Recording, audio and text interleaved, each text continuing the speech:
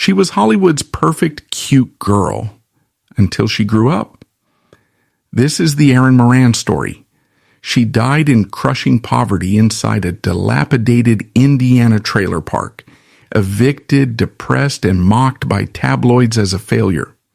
Yet decades earlier, she was the biggest teen star of 1970s America. As Joanie Cunningham on Happy Days, her wholesome smile generated untold millions. The contrast is brutal. The second she matured, the network squeezed her, blamed her for a doomed spin-off, and ruthlessly threw her away. How did the beloved little sister of the American dream become a discarded casualty of the machine that built her? The story of Erin Moran is often reduced to a simple tragic headline. However, the reality of her life reveals a far more complex and troubling narrative. It is a story that exposes the stark, jarring contrasts between the manufactured brilliance of the television screen and the silent darkness of reality. Her journey is not merely a sequence of unfortunate personal events. Rather, many cultural historians argue it stands as a definitive, glaring example of how the Hollywood machine truly operates. It is a system that ruthlessly extracts the commercial value of a young girl's innocence, only to abruptly turn its back when the natural process of growing up alters that highly profitable image. Her life began in the bustling studios of California and ended in the quiet isolation of the Midwest. Her sudden rise to unimaginable fame collided with the punishing double standards of a notoriously demanding industry, leading to profound isolation. It stands as a stark reality of what happens when a human being is treated as a disposable commodity, and the heavy toll paid by the children who built those favorite memories. Born in 1960 in Burbank, California, Erin Marie Moran grew up practically in the backyard of the major television studios. Her entry into the entertainment industry was not a slow transition, but rather an immediate immersion. By the time she was 5 years old, she was already working, securing her first television commercial for a local bank. This early exposure quickly led to a regular role on the adventure series Daktari from 1968 to 1969, alongside several film appearances. She was a working professional before she had even finished primary school, learning to take direction, hit her marks, and perform on command in an adult-dominated environment. The defining shift in her life arrived in 1974. At the age of 13, Erin was cast in a new sitcom called Happy Days. The program was a deliberate attempt by the ABC network to offer viewers a comforting, nostalgic escape to a highly idealized version of the 1950s. Erin was selected to play Joanie Cunningham, the younger sister of the show's protagonist, Richie. Initially, the character was designed to be a secondary figure. She was written as the classic, slightly bothersome younger sibling whose primary function was to deliver quick punchlines and occasionally interrupt the main storylines. However, Erin's natural comedic timing and undeniable on-screen charisma quickly altered the show's dynamic. She did not just recite her lines, she infused Joanie with a relatable, energetic spirit that resonated deeply with the viewing public. Within the first few seasons, her role expanded significantly. She transitioned from a minor comedic foil to a central pillar of the series. Her interactions with the rest of the cast, particularly her dynamic with Henry Winkler's character, Arthur the Fonz Fonzarelli, who affectionately nicknamed her Shortcake, became highly anticipated fixtures of the broadcast. As Happy Days steadily climbed the ratings charts to become the #1 show in the United States, Erin Moran experienced a sudden and overwhelming explosion of fame. She was no longer just a working child actor. she had evolved into a certified teen idol. Her face dominated the covers of teen magazines like Tiger Beat and 16. Adolescents across the country studied and mimicked her mannerisms, hairstyles, and clothing. She received thousands of fan letters weekly, and her public appearances required heavy security to manage the massive, enthusiastic crowds. For the ABC network, this level of popularity translated directly into immense commercial power. Erin's portrayal of the innocent, spunky little sister was a highly marketable asset. She was a crucial, revenue-generating component of a television phenomenon. The network leaned heavily on her image to capture and retain the lucrative youth demographic, turning her likeness into a brand. Yet this monumental success required her to navigate the awkward, highly sensitive years of early adolescence under the relentless, unforgiving glare of a national audience. Millions of viewers expected her to remain their perfect little sister, setting the stage for an inevitable and painful collision with reality as she began to grow up. By the late 1970s, Happy Days had cemented its place as a cultural juggernaut, and Erin Moran was operating at the absolute center of its comedic engine. She had expertly carved out a unique space within the ensemble. She was no longer just Joanie Cunningham's sister. She was the essential foil to the show's older male characters, frequently stealing scenes from established actors like Anson Williams's Potsy and Donnie Most's Ralph. Her comedic timing was precise, and her delivery was remarkably sharp for her age. For millions of viewers, watching Joanie navigate high school crushes and family squabbles was the primary reason to tune in. She was the undisputed golden girl of the ABC network, carrying a significant portion of the show's massive weekly ratings on her teenage shoulders. Yet maintaining this peak level of success required a grueling, often invisible, personal sacrifice. The network had invested heavily in the concept of Joanie as the eternal innocent younger sister. They demanded absolute consistency to protect their investment. The studio's wardrobe department, once a place of playful dress-up, quickly transformed into a daily checkpoint for anatomical scrutiny. Producers intensely monitored her changing silhouette, actively searching for ways to conceal her maturation while subtly exploiting it to retain the older male demographic. She was essentially penalized for the biological inevitability of growing up, forced to apologize for a body she could not control. The network executives treated her physical development not as a natural human progression, but as a direct hostile threat to their established marketing strategy. The fundamental problem, however, was that Erin Moran was a real human being experiencing adolescence. As she aged from 13 into her later teenage years, she naturally outgrew the physical and emotional parameters of the character she was originally hired to play. Navigating puberty is a turbulent process for any teenager, but Erin was forced to do so under the strict, constant supervision of network executives. According to several industry historians and her own later reflections, there was immense pressure to freeze time. She was expected to embody a static, unblemished version of youth even as she naturally matured past it. The gap between Erin, the developing young woman, and Joanie, the marketable corporate asset, began to widen. She was tasked with carrying the heavy emotional weight of a nationwide audience's nostalgia, required to smile brightly on cue while quietly wrestling with the highly restrictive boundaries placed upon her identity.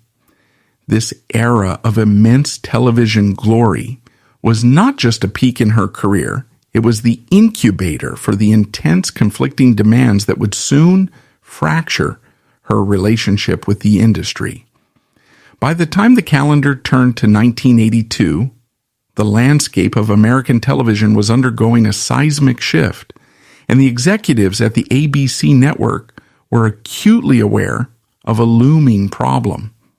Their crown jewel, Happy Days, had been dominating the airwaves FE for nearly a decade, but the original cast was undeniably aging out of the adolescent demographic that drove the show's immense merchandising and advertising revenue. To sustain their profit margins, the network required a fresh narrative engine.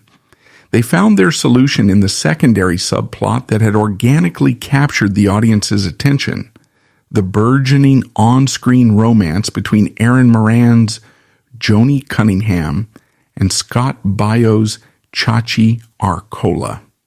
For the executives operating high above the sound stages, the calculation was entirely pragmatic. The audience had demonstrated a rabid fascination with these two characters. Therefore, isolating them into their own standalone television series was viewed not as a creative risk, but as an inevitable financial mandate. The machine was set in motion to create the spin-off, Joanie Loves Chachi. To the American public, and certainly within the aggressive promotional materials distributed by the studio's public relations department, this development was heralded as the ultimate Hollywood fairy tale. It was framed as the natural triumphant graduation of a beloved child star stepping confidently into the spotlight as a leading lady. Erin Moran was being offered the rarest of industry opportunities, the chance to carry her own network television program. For thousands of aspiring actors navigating the brutal rejection of Los Angeles, this was the pinnacle of success. The narrative sold to the magazines was one of growth, ambition, and coming of age. Yet the reality occurring behind the closed doors of the production offices was starkly different, rooted in a deep, unspoken anxiety. Years later, in moments of candid reflection, Erin would reveal a truth that violently contradicted the network's enthusiastic marketing campaign. She never actually wanted to do the spinoff. She possessed no burning, ruthless ambition to leave the ensemble cast and become a solo star. For a young woman whose entire adolescence had been fragmented by the demands of fame, the Happy Days set at Paramount Studios was not merely a workplace. It was the most stable, predictable environment she had ever known. Ron Howard, Henry Winkler, Tom Bosley, and Marion Ross functioned as a highly protective surrogate family. They absorbed the immense pressure of the show's astronomical ratings together, creating an insulated ecosystem that shielded her from the harsher realities of the business. Behind the confident, rehearsed smiles plastered across national promotional billboards, she was grappling with severe, unaddressed separation anxiety. The veteran actors who had consistently mentored her were suddenly replaced by stressed network executives demanding immediate, standalone profitability. She was losing the only stable support system she had ever known in an industry notorious for its predatory isolation. The protective buffer of a seasoned ensemble was being violently ripped away. This forced transition left a deeply vulnerable young woman completely exposed to the ruthless, unforgiving metrics of weekly viewership ratings. To leave that sanctuary felt less like a promotion and more like a terrifying eviction. Erin quietly expressed her profound reluctance to the producers, voicing a desperate desire to remain safely within the established universe of the Cunningham living room. But in the rigid, deeply unequal power hierarchy of network television, the personal comfort of a 21-year-old actress held absolutely no weight against the financial projections of a major broadcast corporation. She was a contracted employee, a highly valuable corporate asset, and she was expected to follow directives. The spinoff was greenlit, and Erin was compelled to pack up the character she had spent her childhood building and relocate to a new, unfamiliar soundstage. The premise of Joanie Loves Chachi forcefully uprooted the characters, moving them to Chicago, where they attempted to launch a professional music career while living with eccentric relatives. This structural change introduced a daunting and exhausting new requirement for Erin. She was now contractually obligated to sing. Suddenly, the workload of a standard sitcom was doubled. She was no longer just tasked with memorizing dialogue, hitting her comedic marks, and carrying the emotional weight of a leading lady. She now had to endure rigorous vocal coaching, spend hours in recording studios laying down tracks, and perform choreographed musical numbers in front of a live studio audience every single week. The safety net of the large ensemble was gone. If a scene fell flat, there was no veteran character actor to deliver a quick punchline and save the moment. The success or failure of a multi-million-dollar television production now rested squarely and relentlessly on her shoulders. Initially, the network's gamble appeared to be a stroke of absolute genius. When Joanie Loves Chachi premiered as a mid-season replacement in the spring of 1982, the viewership numbers were astronomical. The show instantly captured the attention of the American public, dominating its time slot and finishing its short first season in the top 20 of all broadcast television programs. The premiere episode alone drew a massive audience that completely validated the executives' financial theories. For a brief, shining window of time, it seemed that Erin Moran had successfully defied the terrifying odds of the industry.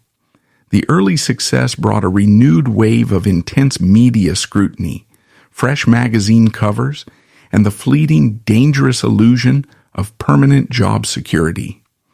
She breathed a temporary sigh of relief, believing that perhaps the executives had been right to push her out of the nest. But broadcast television is a notoriously volatile, unforgiving medium, and the foundation of this new success was incredibly fragile. As the production ramped up for its first full season in the autumn of 1982, the networks made a fatal systemic miscalculation. ABC executives, fueled by the hubris of the initial high ratings, decided to aggressively change the show's broadcast time slot. In a bid to capture a different demographic, they moved Joanie Loves Chachi to Thursday nights. In the television landscape of the early 1980s, this specific time slot was known as a graveyard. They pitted the fledgling sitcom directly against established powerhouse hour-long dramas on rival networks, most notably CBS's Magnum PI. It was a classic corporate blunder that placed the immense burden of competition entirely on a young show that was still desperately trying to find its creative footing. Simultaneously, the quality of the scripts began to rapidly deteriorate. The writers struggled to sustain the narrative tension between the two characters now that they were officially a couple.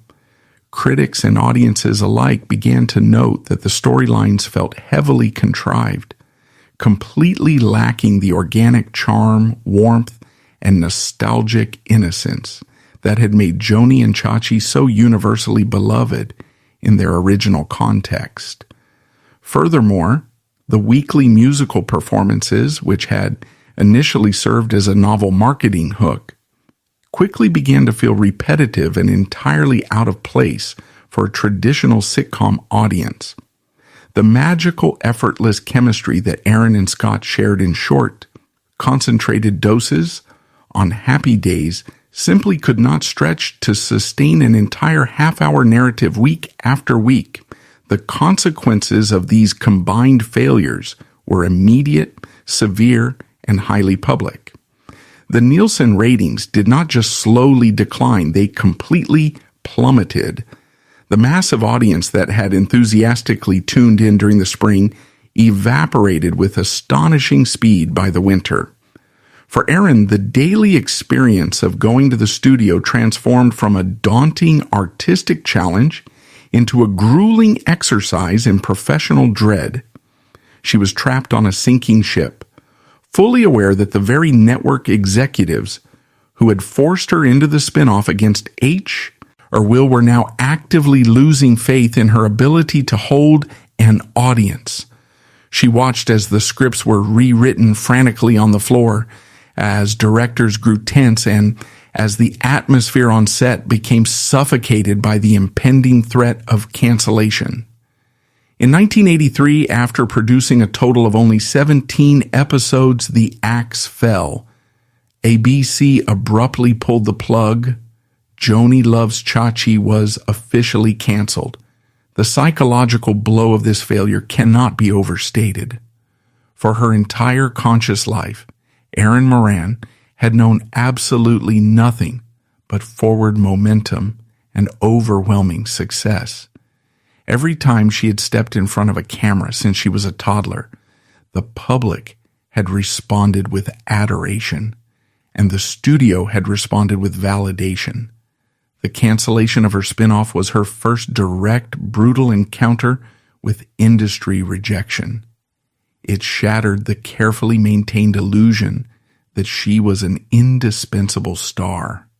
It sent a clear, chilling message that her value to the corporation was entirely conditional upon her ability to generate immediate, massive revenue. When she failed to deliver those numbers, she was swiftly discarded. The cancellation was not accompanied by counseling, career guidance, or even a basic severance of empathy. It was a cold, strictly administrative severing of ties. Security badges were instantly deactivated.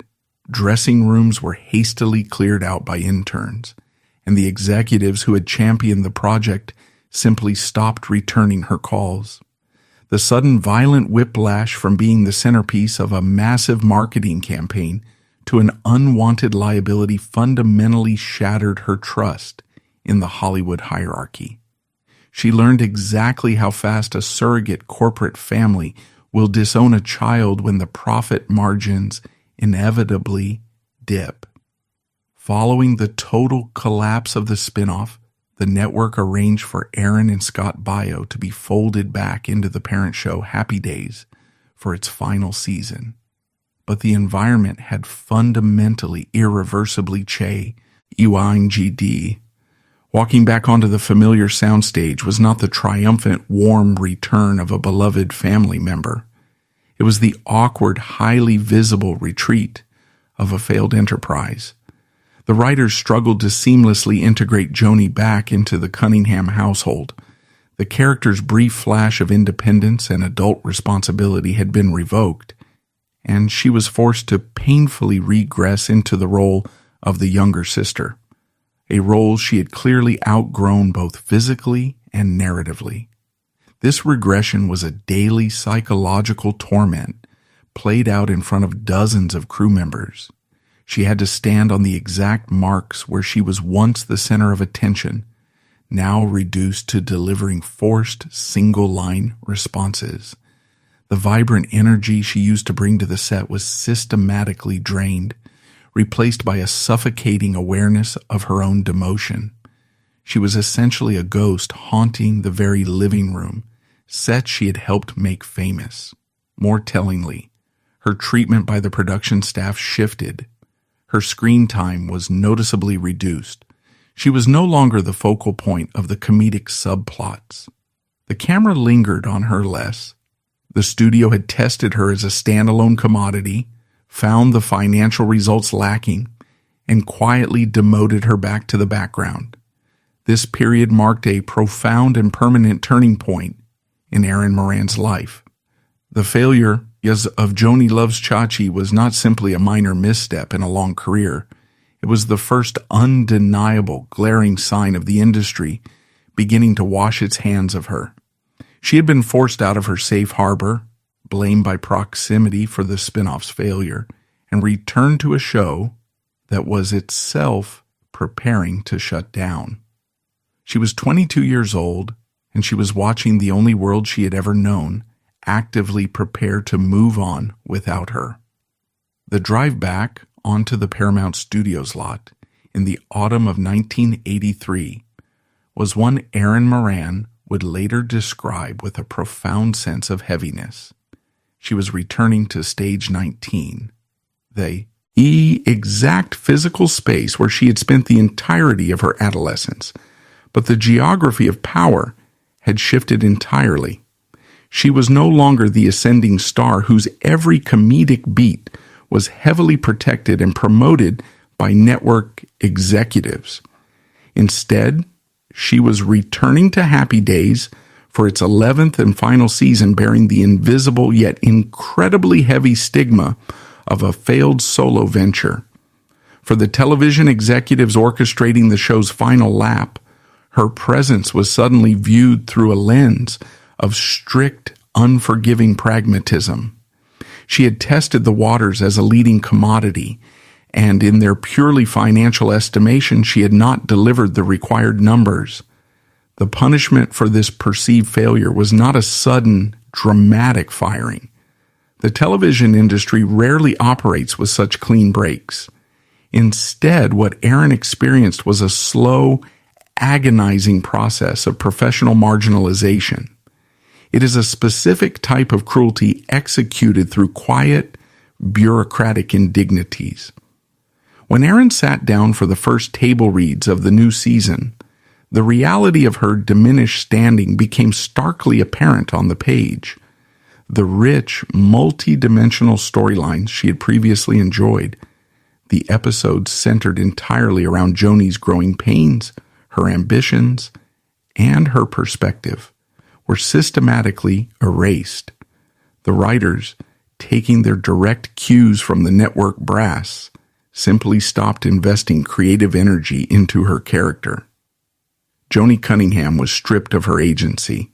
Erin found herself suddenly relegated to the deep background of scenes. She was positioned to deliver mere reaction shots, quick nods, or obligatory familial agreements, while the male characters drove the narrative forward. She was contractually obligated to be on set, but creatively, she was being actively ghosted by her own showrunners. For an actress who had practically carried the comedic timing of the series just 2 years prior, sitting silently on the famous Cunningham sofa while her lines were redistributed to others was a daily public humiliation.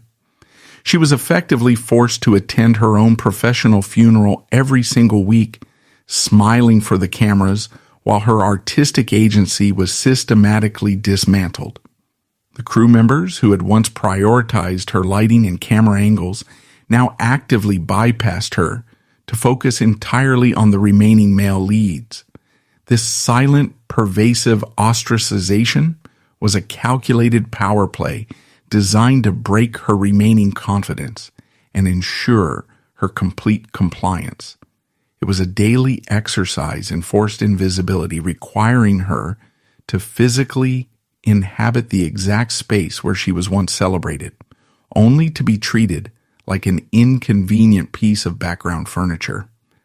This reduction in screen time was deeply painful, but it was merely the surface of a much darker, far more invasive conflict occurring behind the cameras.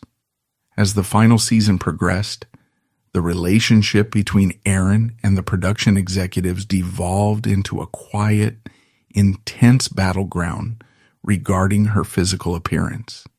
The industry's standard operating procedure for female stars, particularly those navigating the treacherous transition from child actor to adult, has always been rooted in physical commodification. Erin later revealed in candid interviews that the demands placed upon her body during this specific era were unrelenting and deeply traumatic. The network executives found themselves trapped in a bizarre contradiction of their own making, and they placed the entire burden of that contradiction onto Erin's body, On one hand, they desperately needed Joanie to remain the familiar, innocent little sister to satisfy the nostalgic, conservative cravings of their family-friendly audience. On the other hand, they demanded that Erin, now a fully developed young woman in her early 20s, exude a highly specific marketable brand of adult sex appeal to keep teenage male viewers engaged. She was subjected to intense daily scrutiny regarding her weight and her shape. The wardrobe department, which had once been a routine and fun aspect of her job, transformed into a space of profound anxiety. Costume fittings became grueling sessions of physical critique orchestrated by middle-aged male producers. Erin detailed disturbing instances where executives suggested she bind her chest to appear younger and flatter, while in the very same breath demanding she drop weight to fit into tighter, more revealing clothing that adhered to a conventional Hollywood mold. She was being instructed to simultaneously hide her womanhood and exploit it. The psychological toll of this relentless physical policing was devastating. For a young woman who had essentially been raised by these very producers, having them dissect, critique, and attempt to manipulate her physical form was a profound violation of trust. She was being told in the most direct and intimate terms possible that her natural, authentic self was fundamentally unacceptable. The underlying message from the network was clear. Her value did not lie in her decade of loyal service, her proven comedic talent, or her deep connection with the American audience. Her worth was entirely dependent on her ability to force her biology to conform to an impossible, contradictory standard devised by men in boardrooms. It was an impossible tightrope to walk, and this hypercritical focus on her appearance planted the seeds for severe body image and self-esteem issues that would haunt her for the rest of her life.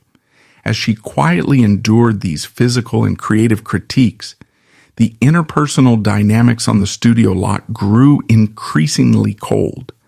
The very same network executives who had previously flooded her dressing room with flowers, gifts, and lavish praise during the height of her popularity suddenly became entirely inaccessible. Phone calls to the front production office went deliberately unreturned. The warm, familial banter that had characterized her early years on the lot evaporated, replaced by a polite, sterile, and distant professionalism. This was the moment the illusion finally shattered. Erin was experiencing the terrifying realization that the television family she had deeply believed in was at its core a ruthless corporate hierarchy. The men who had acted as surrogate fathers, who had watched her grow up, were in reality simply employers who had determined she was no longer a priority asset. The familial warmth was merely a byproduct of her profitability. The moment her profitability came into question, the warmth was instantly withdrawn. This sense of abandonment was painfully amplified by the stark contrast of how the network was actively treating her male contemporaries during the show's final days. As Happy Days prepared to close its doors, the studio machinery worked overtime to secure the futures of actors like Ron Howard and Henry Winkler. They were granted production deals, directing opportunities, and a clear, supported path forward within the industry's infrastructure. Erin, however, received absolutely no institutional support. There were no closed-door meetings arranged to discuss her transition into mature acting roles. There were no development deals placed on her table.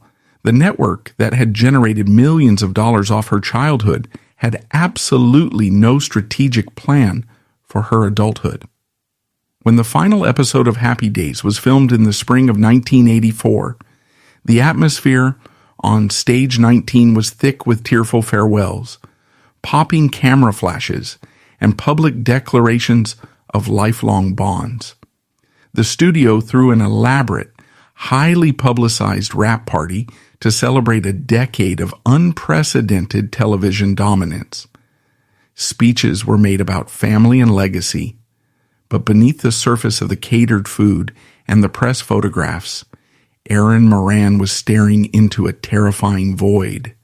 She had spent 10 years giving everything she had to the ABC network. She had sacrificed a normal childhood, surrendered her privacy, and allowed her entire identity to be consumed by the character of Joanie Cunningham. As the studio lights clicked off for the final time, and the grips began dismantling the Cunningham living room, the grim reality of her situation crystallized. The network had systematically extracted every ounce of commercial value from her youth, and now they were simply washing their hands of her. She walked off the Paramount lot for the last time, not as a triumphant veteran preparing for her next great chapter, but as a young woman quietly suffocating under the weight of an industry that had thoroughly used her, broken her confidence, and left her entirely alone. The morning after the series finale aired, the studio gates closed behind her, and the phone simply stopped ringing. The silence that engulfed Erin Moran after the final clapperboard snapped shut on Happy Days in 1984 was not the peaceful quiet of a well-earned rest. It was the absolute deafening silence of a profound professional erasure. She was 23 years old. By any rational metric of labor outside the entertainment sector, she possessed a resume that should have guaranteed a lifetime of premium employment. She had a decade of unbroken, high-pressure experience on the most watched television program in the United States. She possessed razor-sharp comedic timing, honed in front of live audiences, and unparalleled familiarity with the rigorous technical demands of multi-camera studio production, and a proven ability to anchor a scene. Yet, as she began to navigate the audition circuit of Los Angeles in the mid-1980s, she collided head-on with a deeply entrenched, highly discriminatory structural wall. Her extensive experience was instantly rendered utterly worthless. When Erin walked into casting rooms, she was not evaluated as a seasoned, versatile young woman ready to tackle complex adult material. She was evaluated entirely as a depreciated asset. The casting director sitting behind the tables did not look at her and see a professional actor. I looked at her and saw the inescapable ghost of Joanie Cunningham. She was suffering from typecasting, but to casually dismiss her plight with that generic term ignores the insidious, gendered mechanics operating beneath the surface. The industry had aggressively marketed her as the quintessential innocent girl next door for 10 years. That specific, non-threatening image was highly profitable because it was safe and eternally youthful. However, the exact moment Erin crossed the biological threshold into adult womanhood, the expiration date on that specific corporate commodity was triggered. Casting directors routinely weaponized her unprecedented success against her, using her iconic status as a highly convenient excuse for their own lack of creative vision. They desperately wanted the built-in audience she commanded, but firmly refused to accept the mature, complex woman attached to the name. She was caught in an impossible trap where her past achievements actively sabotaged her future opportunities. The industry demanded constant, flawless reinvention from its female stars. Yet the gatekeepers aggressively punished Erin every single time she attempted to step outside the rigid, juvenile box they had constructed for her. Hollywood in the 1980s was undergoing a rapid aesthetic shift. The casting calls for women in their 20s demanded a hyper-glamorous, highly sexualized, polished presentation. There was suddenly no market for the wholesome, approachable charm that Erin had been strictly contracted to provide for a decade. More crucially, the industry adamantly refused to allow her the space to pivot.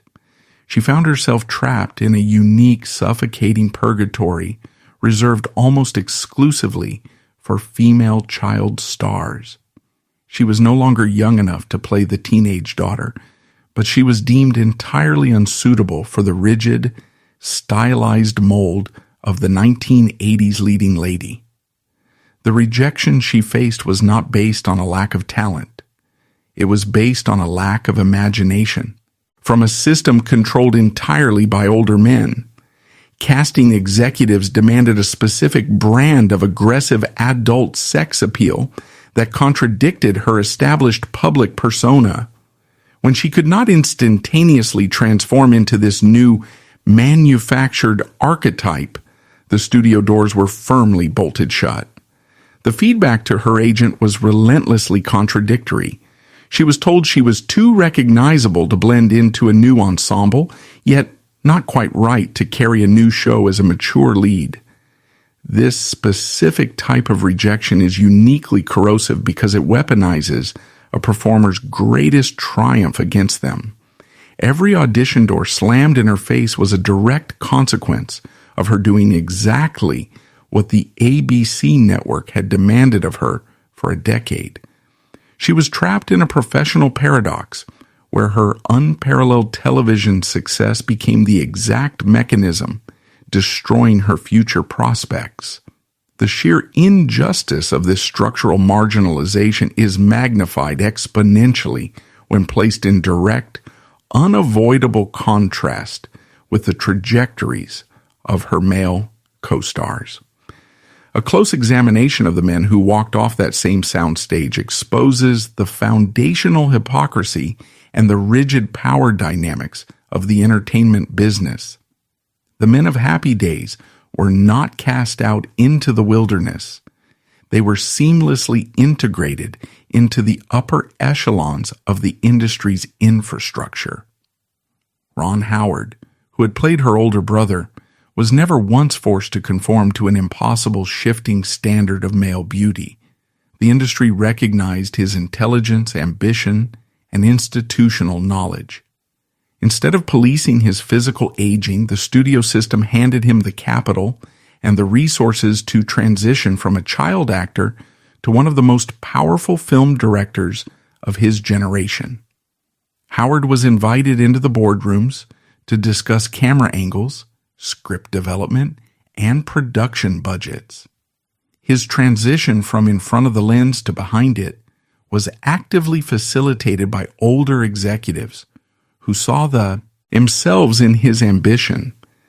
Erin, conversely, was never once asked about her creative input or her aspirations behind the camera. While her male peers were being groomed for lasting industry power, she was still being measured exclusively by the circumference of her waistline. Henry Winkler, whose portrayal of the Fonz was arguably the most heavily typecast character in television history, was permitted to gracefully age out of his leather jacket without penalty. The industry afforded him the fundamental respect to transition into a highly lucrative career as a producer, director, and beloved character actor. But the sharpest, most painful contrast lies in the career of Scott Baio.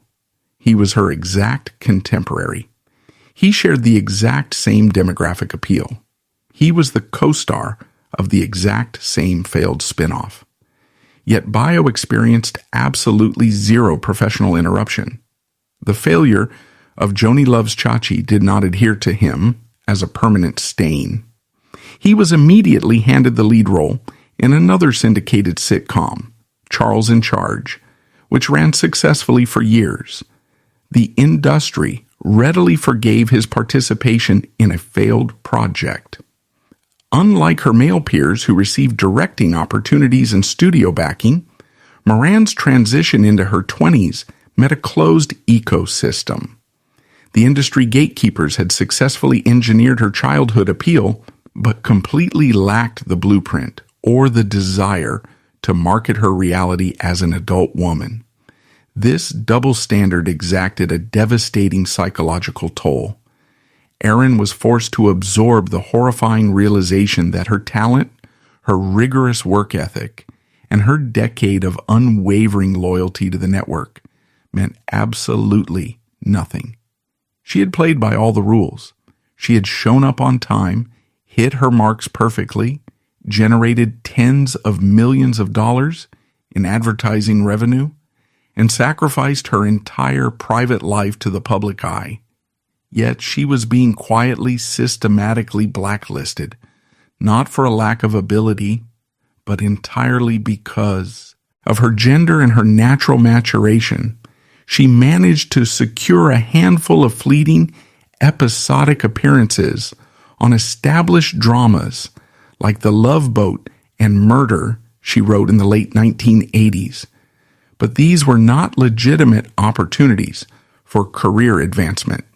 They were highly calculated, cynical exercises in stunt casting. The producers of those shows were not hiring Erin Moran, the actor. They were briefly renting the recognizable face of Joanie Cunningham to trigger a momentary spark of nostalgia for their viewers, a quick ratings bump before she was sent away again. Once the episode wrapped, she was pushed right back into the wilderness. These isolated appearances did not break her typecasting.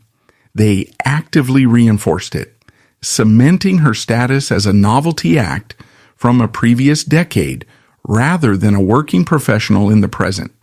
The psychological burden of this repeated systemic rejection began to fracture her reality. To dedicate your entire formative existence to mastering a highly specific craft, only to be told by the gatekeepers of that industry that you are fundamentally obsolete by the age of 25 is an experience that systematically destroys self-worth.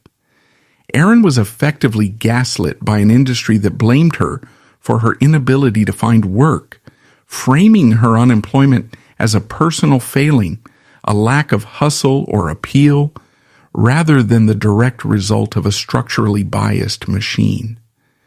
She was left stranded in the suffocating silence of an empty appointment book, wrestling with the profound, quiet outrage of a woman who realizes the game she dedicated her life to was rigged against her from the very first day.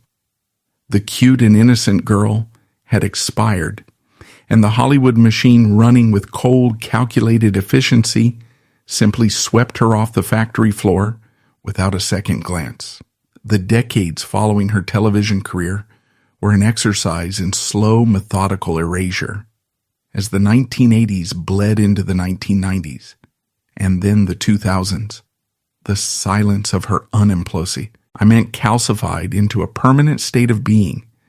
She was no longer a young actress fighting for a comeback, but a woman frozen in public memory. The profound psychological toll of waking up every single morning for 20 years with nowhere to go, no scripts to read, and no professional purpose finally broke her. In a rare and sobering interview in 1988, she confessed to suffering from debilitating depression. It was a desperate, unvarnished cry for help in an era that largely ignored mental health. Yet the industry that had profited from her youth offered absolutely no lifeline. The isolation was total and deeply destructive. The telephone, which used to ring incessantly with demands from publicists and producers, went completely silent, leaving her stranded in an agonizing vacuum of relevance. She had no corporate HR department to turn to, no union safety net designed to catch discarded child actors, and no mentors willing to guide her through the wreckage. She was forced to swallow the bitter realization that the people she had called family on set were merely co-workers who had clocked out for the last time. She was left to navigate the darkness entirely on her own. The sheer severity of her decline shatters a persistent, culturally ingrained myth regarding the financial reality of classic television actors. The modern viewer assumes that anyone who starred in a globally syndicated #1 sitcom must be insulated by vast, untouchable wealth. This assumption is completely false.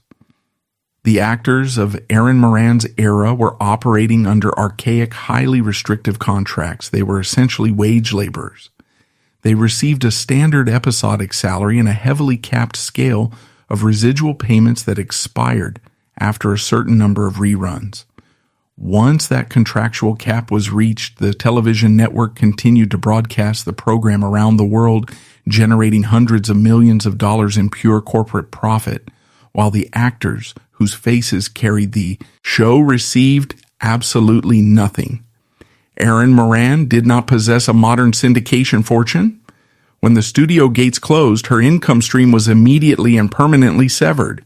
Without a steady paycheck, her financial reserves began a slow, agonizing evaporation.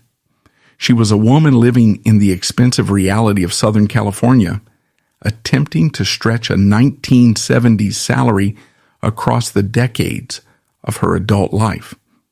The humiliation of this financial descent was profound. To keep the lights on, she was forced to take on various civilian jobs, completely detached from the entertainment industry. She engaged in the grueling, often demoralizing circuit of nostalgia conventions, sitting behind folding tables in generic hotel ballrooms. She charged small fees for autographs, forced to perform the character of Joanie Cunningham for passing fans just to buy groceries. She was monetizing her own ghost, acutely aware that the network executives who had discarded her were still sitting in luxury offices, earning dividends off the very same image. This financial inequity reached a breaking point in the late 2000s, leading to a chapter that perfectly encapsulates the cold, bureaucratic cruelty of the entertainment conglomerates. During a period when Erin was struggling to pay her basic utility bills, she made a horrifying discovery.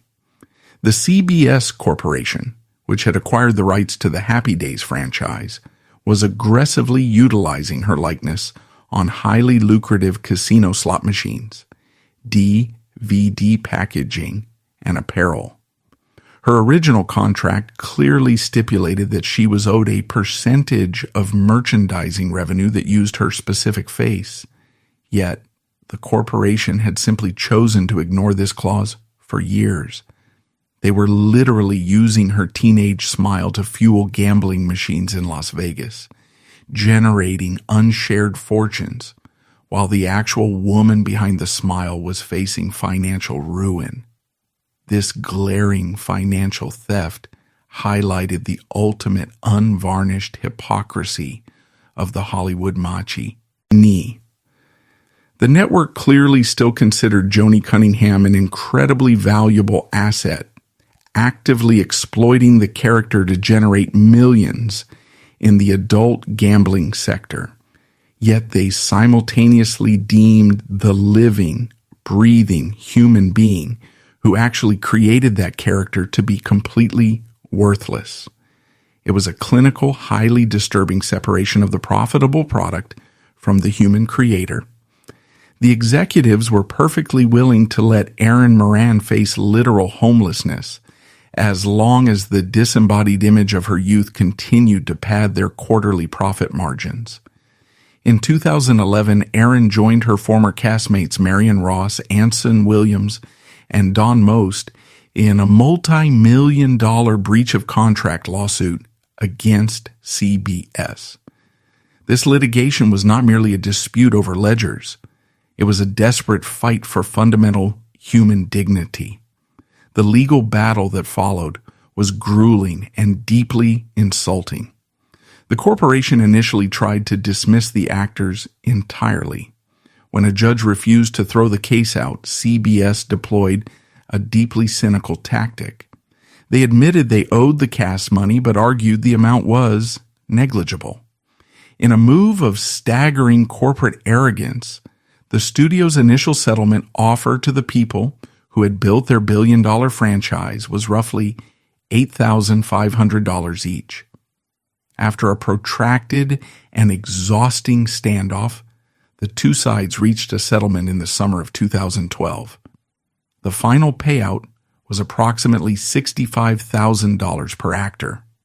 To the layman, it might sound like a victory, but when divided by decades of unpaid royalties, and after subtracting hefty legal fees and taxes, it was a profound insult. It was a fraction of a percent of what her image had earned the studio. More devastatingly, this meager check arrived far too late to halt the momentum of her personal collapse. By 2010, the banking system had officially foreclosed on her home in Palmdale, California. This foreclosure was not a quiet administrative action. It was a deeply public, traumatic eviction.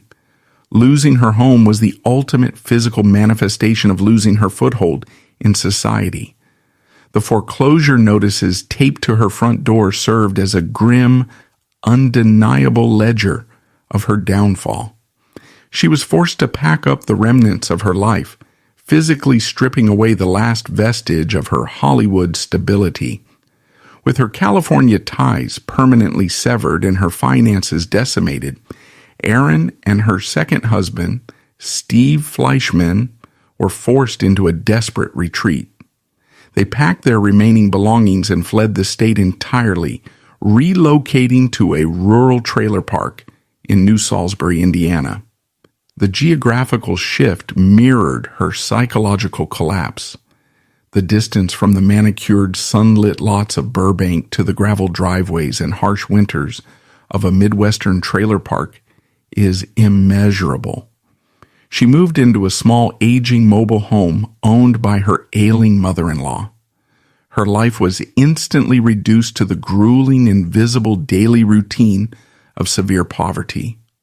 She became a primary caregiver, navigating the brutal realities of declining health and financial desperation in absolute obscurity. She had gone from being the most famous teenager in America to a forgotten woman struggling to keep a trailer warm in rural Indiana. However, the cruelty of her situation was about to be weaponized by the media. The tabloid press, which had entirely ignored her decades-long struggle for legitimate acting work, suddenly discovered her address in the Midwest. They did not arrive with empathy, nor did they seek to investigate the systemic industry failures that had driven her into poverty. They arrived with telephoto lenses, smelling blood in the water. The paparazzi descended upon the trailer park like vultures. They stalked her outside local supermarkets and laundromats. The sheer predatory nature of this media intrusion stripped her of the most basic human right to suffer in private. They actively hunted for the most degrading angles, waiting for a moment of exhaustion or frustration to capture and sell to the highest bidder. This was not journalism. It was a targeted campaign to humiliate a woman who was already drowning in systemic poverty. The lenses documented her lowest moments, turning her private battle for survival into cheap, highly profitable entertainment for the masses. They aggressively published highly invasive, unflattering photographs of her looking exhausted, wearing worn clothing, and smoking cigarettes. The accompanying tabloid headlines were dripping with faux pity and thinly veiled mockery. They constructed a highly profitable, deeply misogynistic narrative of a fallen star who had squandered her blessings.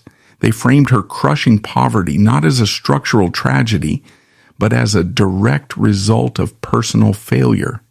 They turned her misery into a spectacle for public consumption. Millions of people standing in supermarket checkout lines looked at the photographs of the tired, struggling woman and judged her harshly. Society collectively refused to recognize the radiant teenager they had once claimed to love. instead blaming the victim for the violence of her fall, completely ignoring the massive corporate machinery that had pushed her off the ledge. The situation in Indiana quickly deteriorated from poverty to outright transience. Following the death of her mother-in-law, the living arrangement in the trailer park became highly volatile. The mobile home was legally owned by her husband's family, and soon severe domestic disputes arose. According to public records and accounts from her husband's family, the living situation fractured entirely. Erin's ongoing severe struggles with substance abuse and erratic behavior led to her formal eviction from the property. The woman who once generated millions for a television network was now completely homeless, fighting personal demons that the industry had long ignored. She was reportedly seen moving between cheap roadside motels in the surrounding areas of Harrison County. She was entirely displaced, carrying her few remaining possessions in trash bags from one temporary room to the next. The absolute bottom of her existence had arrived. She was stripped of her career, her home, her privacy, and her dignity. She was left to navigate the final darkest chapter of her life, completely alone, a discarded piece of American pop culture, wandering through the forgotten spaces of the Midwest, while the world that had consumed her youth looked away in disgust. The final chapter of Erin Moran's life closed on April 22, 2017. Emergency responders were dispatched to a residence in the small town of Corydon, Indiana, where they found the 56-year-old former actress unresponsive. She had passed away. True to form, the immediate reflex of the tabloid media, and even some former peers, was to assume the absolute worst. Gossip columns quickly fueled speculation that her death was the inevitable result of a drug overdose, lazily relying on the exhausted cliché of the tragic, self-destructive child star. But the coroner's official report swiftly and definitively shattered that narrative. There were no illegal narcotics found in her system. The truth was far more devastating and entirely out of her control. Erin Moran had succumbed to complications from stage 4 squamous cell carcinoma, a highly aggressive cancer of the throat. In her final months, the woman whose vibrant voice and infectious laugh had once defined a television era had quietly lost her ability to speak. She had required a feeding tube to survive. She had been privately battling a terminal illness in unimaginable physical agony, navigating her failing health in the depths of poverty, completely removed from any semblance of Hollywood glamour. She died largely in the shadows, fighting a brutal disease without the financial safety nets, the premium health care, or the public sympathy that her decades of historic television work should have rightfully afforded her. The story of Erin Moran forces a stark, uncomfortable mirror up to the entertainment industry. She was a prodigious talent whose childhood was meticulously mined for maximum corporate profit. When that youth inevitably faded, the machinery that built its empire upon her shoulders simply discarded her, leaving her to endure the devastating consequences of a fame she never fully owned. Her bright, immortalized smile continues to radiate across television screens in endless global syndication, a permanent, comforting fixture of American nostalgia. Yet that very smile masks a profound, unseen tragedy. As the credits roll on her life, we are left to confront a deeply unsettling reality about the media we so eagerly consume. When a multi-billion-dollar industry routinely extracts the innocence of young girls, only to systematically abandon the women they become, we must ask ourselves, what do we, as an audience, truly owe the children who sacrifice their lives to build our happiest memories?